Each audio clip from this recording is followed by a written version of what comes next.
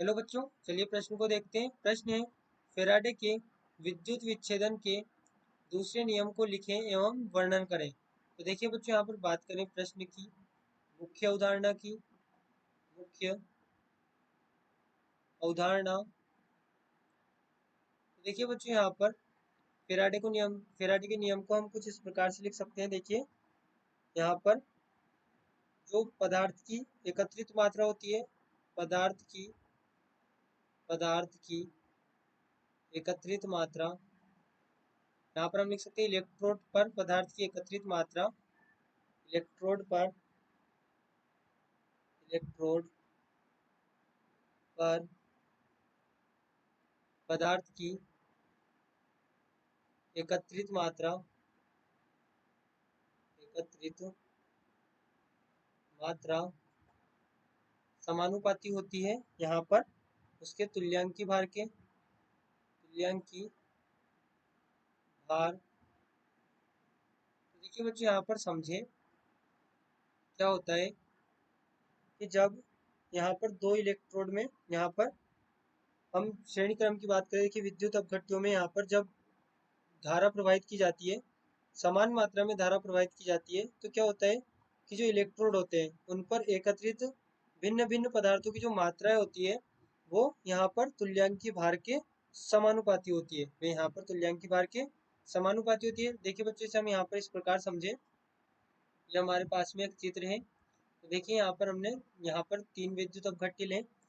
पहला विद्युत अपघट्य यहाँ पर देखिए H2SO4, H2SO4, दूसरा यहाँ पर CuSO4, और तीसरा बच्चों यहाँ पर हम AgNO3 लें, AgNO3 लें।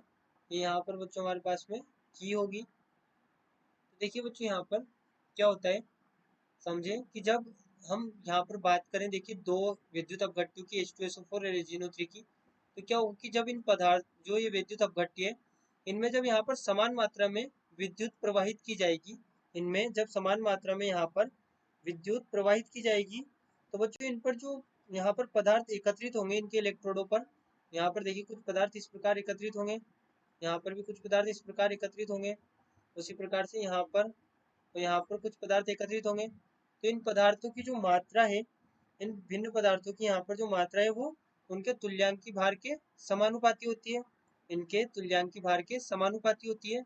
देखिए यहाँ पर हम लिखें, देखिए यहाँ पर हम लिखें फैराडे का द्वितीय नियम द्वितीय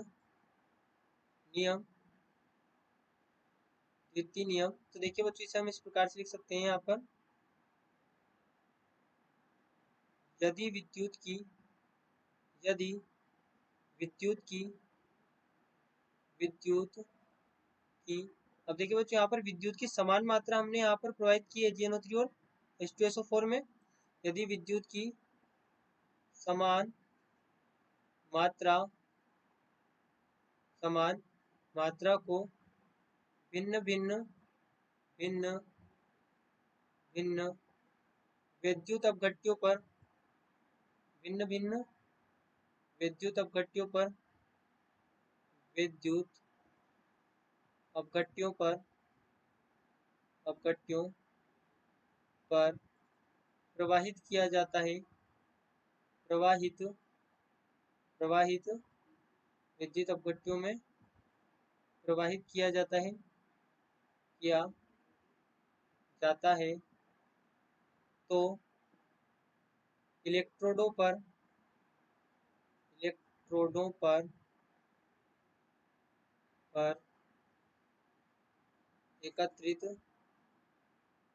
एकत्रित पदार्थों की एकत्रित भिन्न भिन्न पदार्थों की एकत्रित भिन्न भिन्न पदार्थों की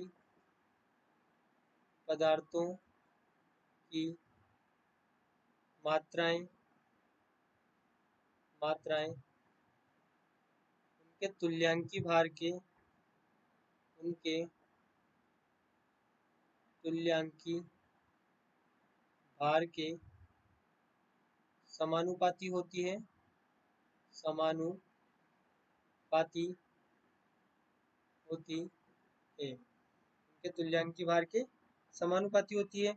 अब बच्चों यहाँ पर मान लीजिए हम बात करें यहाँ पर कि मानक श्रेणी में यहाँ पर जुड़े हुए दो विद्युत अपघट्य हैं। मानक श्रेणी में जुड़े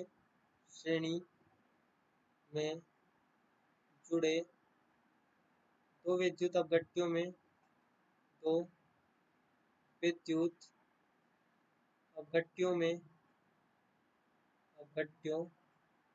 में समान मात्रा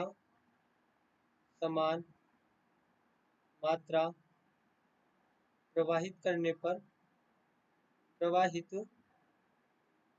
पर यहाँ पर जो एकत्रित पदार्थ की मात्रा है, एकत्रित पदार्थ की मात्रा जो कि बच्चों यहाँ पर W1 और W2 है, W2 तथा उनके रासायनिक तुल्यांक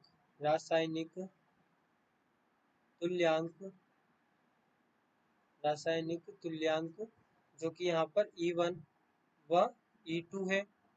तो देखिए बच्चों यहाँ पर हमने कहा है कि जो इनका द्रव्यमान है वो यहाँ पर समानुपाती है इनके तुल्यांकी भार के। तो देखिए इसे हम यहाँ पर लिखेंगे इस प्रकार से, यहाँ पर जो पदार्थ की मात्रा W है ये समानुपाती है E के। तो बच्चों यहाँ पर जब W बटे E लिखेंगे तो यहाँ पर एक स्थिरांक होगा, स्थिरांक, यानी बच्चों यहाँ पर हम लिख सकते हैं W1 बटे E1 बराबर होगा W2 बटे E2 के। इसी प्रकार यहाँ पर देखिए W3 बटे E3 भी हम लिख सकते हैं। यहाँ पर ये हमें प्राप्त होता है, तो बच्चों यहाँ पर जो E है ये यहाँ पर बराबर होता है अणुभार बटे n फैक्टर के। यहाँ पर ये E1 और E2 यहाँ पर तुल्यांकी चालकताएं होती है। यहाँ पर देखिए बच्चों हमने समझा फैराडे के द्वितीय नियम को। आशा करते हैं आपको प्रश्न समझ आया होगा। धन्यवाद।